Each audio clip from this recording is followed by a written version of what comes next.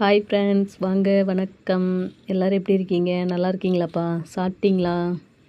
இது என்னன்னு பார்க்குறீங்களா? இதுதாங்க புட்டு மாவு. சூப்பரான புட்டு மாவு. இது எப்படி செய்கிறதுன்னு நான் ஒரு நாளைக்கு வீடியோ போடுறேன்.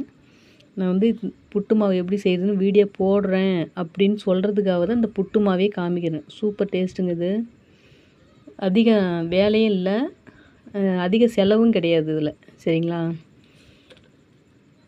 பாருங்க, இதில் என்ன இருக்குங்க? கடலப்பருப்புங்க. நீங்கள் வந்து கிராமம் சைடு இருந்தீங்கன்னா கண்டிப்பாக அந்த புட்டு மாவு வந்து சாப்பிட்ருப்பீங்க. டவுன் சைடில் இருக்கிறவங்களுக்கு, கிராமத்துலேருந்து டவுனுக்குள்ளே போகிறவங்களுக்கும் கண்டிப்பாக இது தெரிஞ்சிருக்கிறதுக்கு வாய்ப்பு இருக்குது. இதில் பார்த்திங்கன்னா இன்னும் நிறைய பேர் இந்த புட்டு மாவை பற்றி தெரியாதவங்களும் இருப்பாங்க. நாங்கள் வந்து இந்த புட்டு மாவு செஞ்சே கொடுத்து ஆகணும் அப்படிங்கிற ஒரு ஃபங்க்ஷன் என்னென்னு பார்த்திங்கன்னா, ஏஜ் அட்டன் பண்ணும்போது 3வது நாள் வந்து இந்த புட்டு மாவு செஞ்சு வடை பாயாசம் செஞ்சு சாப்பாடோடு போடுவோம்.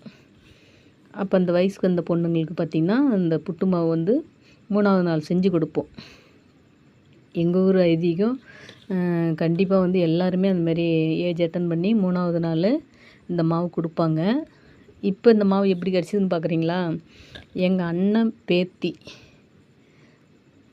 பேத்தி வந்து வயசுக்கு வந்திருக்குற. அப்படி சின்ன பொண்ணு விட்டு பேத்தி, பெரிய பொண்ணு விட்டு பேத்தி வந்து ஏஜ் அட்டன் பண்ணி ரொம்ப இப்போ கிட்டத்தட்ட ஒரு 2 வருஷம் ஆகுது. 2 வருஷம் இருக்குமா என்னன்னு சரியாக ஞாபகம் இல்லை. இப்போ எங்கள் அண்ணனுக்கு வந்து 2 பொண்ணு, ஒரு பையன். அதில் வந்து பார்த்திங்கன்னா சின்ன பொண்ணுக்கு பார்த்திங்கன்னா 3 பொண்ணு. அந்த 3 பொண்ணில் பெரிய பொண்ணு வந்து ஏஜ் அட்டன் பண்ணியிருக்கா. அப்படி இன்றைக்கி 3வது நாள். இன்றைக்கி 3வது நாளுன்றதால எங்கள் அண்ணி வந்து இன்றைக்கி போய் சாப்பாடு செஞ்சு போட்டிருக்காங்க. நான் போகலை. இந்த யூடியூபுக்கு வந்து அது சர்ப்ரைஸ் சொல்லக்கூடாது. அது உங்களுக்கு நான் ஒரு வீடியோவாக சொல்லியிருந்தேன். அந்த குட் நியூஸ் வந்து நான் சொல்கிறேன். அதுக்காக தான் நான் இன்றைக்கி போகல. எங்கள் அண்ணி போயிட்டு சாப்பாடெலாம் செஞ்சு போட்டு, புட்டு மாவுலாம் செஞ்சு போட்டு எங்களுக்கும் எடுத்துகிட்டு வந்து கொடுத்துருக்காங்க. சூப்பராக இருக்கும் அந்த புட்டு மாவு. கண்டிப்பாக அந்த புட்டு மாவு வந்து இப்போலாம் பார்த்திங்கன்னா மிக்சியில் தான் போடுவாங்க. நான் வந்து டிஃப்ரெண்ட்டாக என்னென்னா, அதுக்கு முன்னாடிலாம் அந்த குத்துற உரல் இருக்கும். உலக்கைய வச்சு குத்துற உரல்ல இடித்து சலித்து அதுக்கப்புறம் தான் செய்வாங்க. நான் வந்து கொஞ்சம் சேஞ்சாக அதுமாரி தான் உரலில் வந்து இடித்து தான் செய்யலாம் அப்படிங்கிற ஒரு பிளானில் இருக்கேன். எனக்குமே அது ரொம்ப பிடிக்கும். அந்த மாவு இடிக்கிறது அதெல்லாம் ரொம்ப பிடிக்கும். அதனால் நான் அந்த மாவு செய்யும்போது உரலில் இடித்து செய்யலான்னு இருக்கேன். பார்க்கலாம்.